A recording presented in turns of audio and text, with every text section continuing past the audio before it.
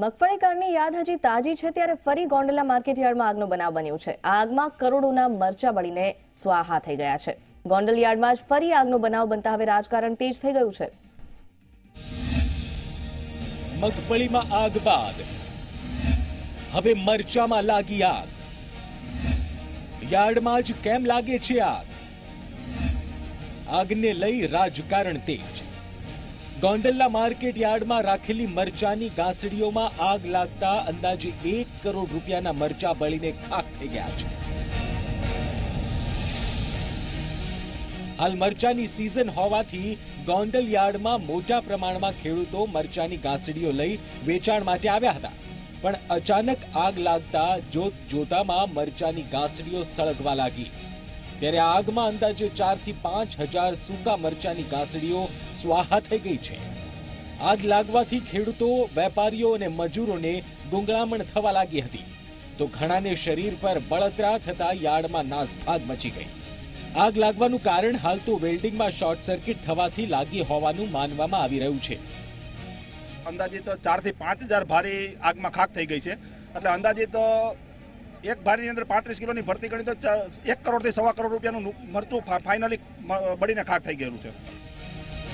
હજુ મગફળી કાંડની તપાસ ચાલી રહી છે, ત્યારે ગોંડલ યાર્ડમાં રહેલા મરચામાં આગ લાગતા રાજકારણ તેજ થયું છે।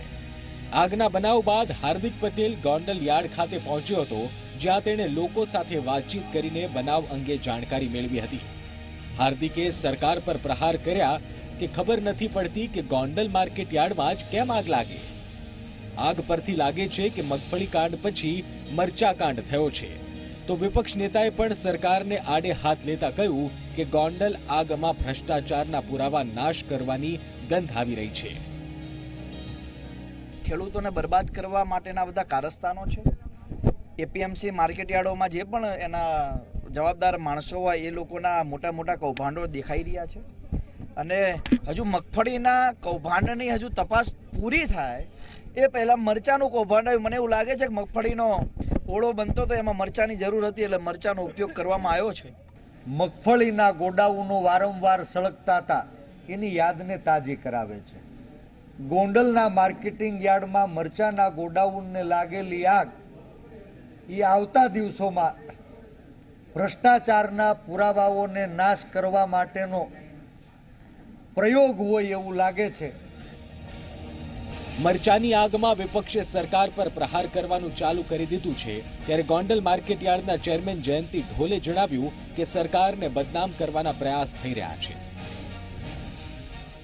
10,000 ભારીમાંથી 3,000 ભારીને નુકસાન થયું છે, અને ખરેખર તો અમે જે બાજુની જગ્યા અમને આપી છે એ 5 વર્ષથી આ ફ્રી ઓફ અમારી પાસે જગ્યા ન હોવાના કારણે આપે છે, એટલે એનો કોઈ પણ વાંક નથી।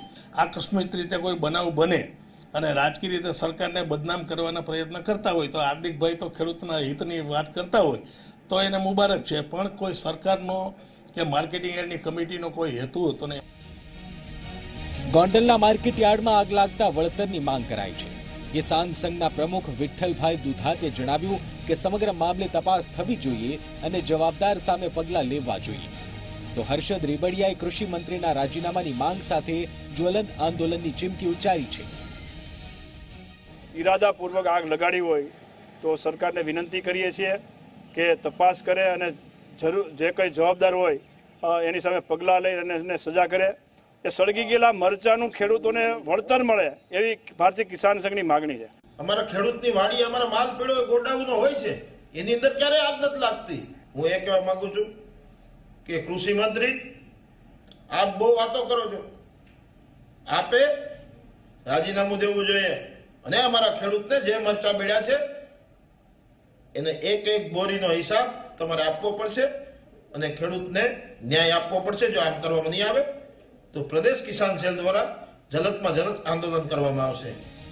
હાલ તો ગોંડલની આગ પાછળ શોર્ટ સર્કિટનું કારણ આગળ ધરવામાં આવી રહ્યું છે, પરંતુ આ બનાવમાં યોગ્ય તપાસ બાદ જ ખબર પડશે કે ખરેખર હકીકત શું છે। સંવાદદાતા રક્ષિત પંડ્યા સાથે બ્યુરો રિપોર્ટ, ઝી મીડિયા।